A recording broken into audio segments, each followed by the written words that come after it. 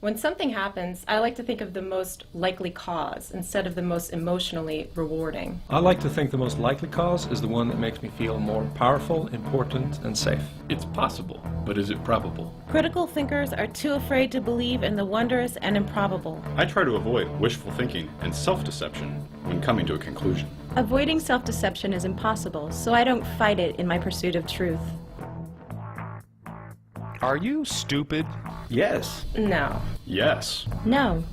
If you answered yes, odds are you're really smart. Smart enough to know how stupid you are. And that's a very good start. There's hope for you. Here's some tips to sharpen your thinking. Who is critical thinking for? Everyone? Not by a long shot. Critical thinking is for the elite few who choose to use the tools of critical thinking. It's not for pussies, not for intellectual cowards. It's for truth seekers as opposed to personal comfort seekers or right fighters. Critical thinking? Critical thinking? Critical thinking? Sounds good, but what's in it for me? Sounds good, but what's in it for me? Critical thinking is for people who want to be adults as opposed to children, want to be sober as opposed to drunk, and seek clarity in understanding rather than wallow in an intellectual fog. Basically, critical thinking is for responsible people. People who fly our planes, drive our buses, write our laws, run our country, run our businesses, teach our children, raise our children, vote. In short, everyone. You. I am skeptical. I don't know. Being stupid is fun and easy. Critical thinking is no fun. It's hard. It's lonely. But being stupid makes me feel better. But I love the easy feel-good answers that stupidity provides. But critical thinking is unnatural. You're right. But man in his natural state is Lazy. Self-centered. Illogical. Unreasonable. Selfish. Prone to delusion. Magical thinking. Wishful thinking. Self-deception. critical thinkers are aware of these pitfalls of human fallibility and battle against their natural shortcomings and bad habits. The enemies of clear thinking are confirmation bias. I like to gather only the data that agrees with and supports my conclusions. I like to get all relevant sides of an issue before making a conclusion. Hearing other sides makes me confused, frustrated, and angry. I enjoy hearing new points of view because my ultimate intention is to get to the truth. I find new or conflicting evidence threatening and tedious. Once I believe something, I stick to it. That's strength. Conclusion before evidence. I like to hear and examine all relevant sides before I draw a conclusion. I like to come to a conclusion first, and then gather only the evidence that supports my conclusion. Memory. My memory can be unreliable. My memory is totally reliable. Ignorance. Research is difficult and a downer. I'd rather stay in the comfort of what I already believe. Researching other points of view is a waste of time. It makes me feel uncomfortable and scared. I love to do research and adapt my conclusions as new facts are presented. I find ignorance comforting. Perception. If I've seen it, I believe it, and that's that. I will not rely on any one person's testimony. I saw what I saw, and that's what I saw. This is what I saw, but I could be wrong. Personal bias. I make an effort to remove my emotions and bias when evaluating evidence and drawing conclusions. My feelings are the closest to the facts. I try to be as objective as I can and keep my personal bias at bay. Feelings are not facts. Yes, they are. They're better than facts. My personal feelings are not relevant here. Physical emotional.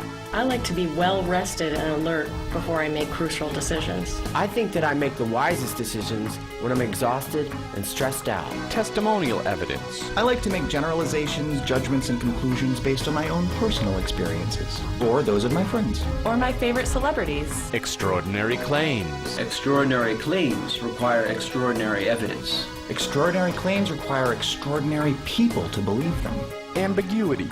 If words or expressions are ambiguous or confusing, I hold off on making judgments or conclusions. I see clarity as a threat to my sense of power and importance in this world. Clarity makes me feel small and insignificant, so therefore I avoid it. I prefer my reality to be foggy and mysterious. Assuring expressions. I agree with facts that make me feel better, more powerful. If the conclusion is comforting, it's most likely true. Just because an argument favors me doesn't make it true.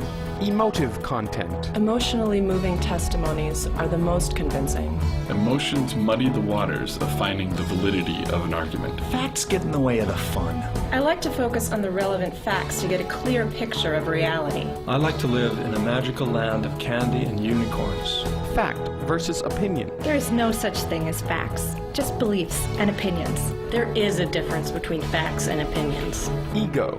If I can't understand it, it doesn't exist. My opinions are more important than your facts because they're mine. Like in quantum physics, I play an important role in how reality is shaped. There is an objective reality separate from me. I am intimately involved in how reality is shaped. I am responsible for everything that happens to me. Suspending judgment. Suspending judgment is a practice of the weak-minded. Suspending judgment is a practice of the strong-minded. I like to come to a quick conclusion and stick to it. That's what's called being strong. I love suspending judgment and staying flexible. Uncertainty is painful, so I like to eliminate it as soon as possible. I'm comfortable suspending judgment. I'm gonna wait until all the facts are in. Uncertainty is for losers. Independent testing. I would like this to be independently tested before I make a judgment. I don't need independent testing of my beliefs. I would not believe those testings to be objective anyway, especially if they don't agree with me. I like to test theories scientifically. Objective testing is impossible. Apophenia or superstition. Just because one event preceded the second event doesn't mean the first caused the second. Yes, it does. Duh. There is no such thing as a coincidence. Everything happens for a reason, and the reason that benefits me is the correct one. Event B happened after event A, therefore A caused B. Duh. Either or fallacy. The world is very simple. Things are either one way or the other. It's either A or B. Anybody who says different is just trying to deceive you and muddy the waters. The world is complex. It's not always either A or B. Sometimes it's both, or something completely different. Ad hominem fallacy. I like to make personal attacks and discredit the source of information. It's about evidence, relevance, clarity, and sticking to the facts. When I feel I'm losing an argument, I like to make personal attacks on my adversary. My enemy is a bad man.